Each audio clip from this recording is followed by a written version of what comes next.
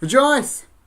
So, a few days ago, I enabled fan funding on my channel, and I wanted to talk about it in a relatively short time and in a vaguely coherent manner, which is why I have a script. #TulkaWisdom.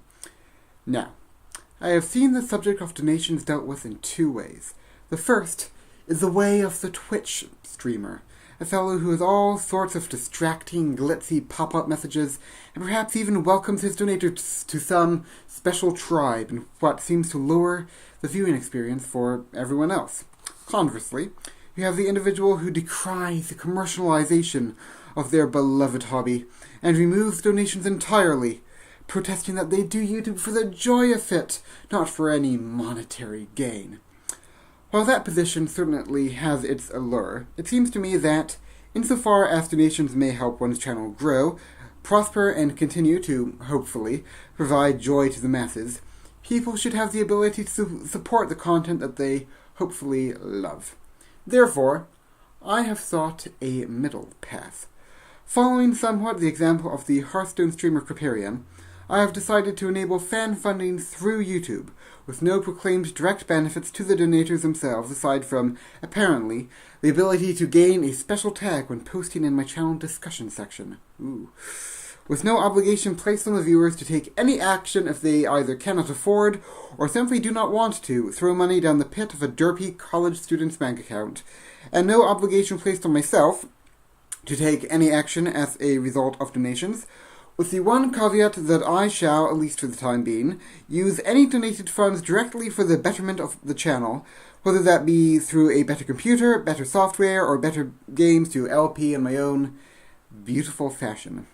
The two problems with this approach are, of course, that there is no way for y'all to verify that the funds are being spent in this manner, and that the funds may go towards other affairs de facto, as money that I would have otherwise spent on the channel is liberated to work towards other ends. But we'll try it anyways. Yeah.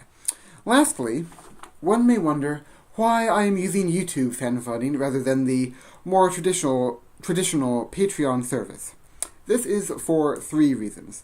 First, I see Patreon more as a service that allows small channels to regain the sole advantage of minuscule channels, such as this one, namely a compact group of fans that they can work with to foster flexibility and more community engagement than they would be able to with huge multitudes to which they are accustomed to dealing with. Man, these are some convoluted sentences. As I am already able to interact with such stalwarts as Joy and Shokan and Wombat and Weirton on a regular basis, having a Patreon tier thingy would do nothing except foster needless division. Foster needless division. Ooh, division. Secondly, YouTube takes the same percentage as Patreon, namely 5%. And thirdly, I have no idea what I could do to reward my patrons. After all, it's not as if I have merchandise to give out or a server to whitelist people on. This is a universal symbol for whitelisting. Although Patreon is a pretty rad callback to the Roman system of patronage, so there is that. Also, you have to be a resident of the United States, United Kingdom, Australia, France, Mexico, Spain, or Japan to donate. Yeah. And apparently Japan has weird tax law thingies. Yay! Is this better than... This is not the most... the best way of doing things, but I'm sure it's better than whatever rambling... Hey, I kept it, to 4 minutes. I'm proud of myself. Otherwise, if I hadn't had this, this has been, 25 minutes of me just, ranting about Patreon or something. Okay, any questions, let me know in the comments below and stuff. Do I look good in the camera? I don't know. I look strange. Who knows? Oh, this is I got this sweater for Christmas. I like the sweater. It's a cool sweater. Bye, everyone. Bye.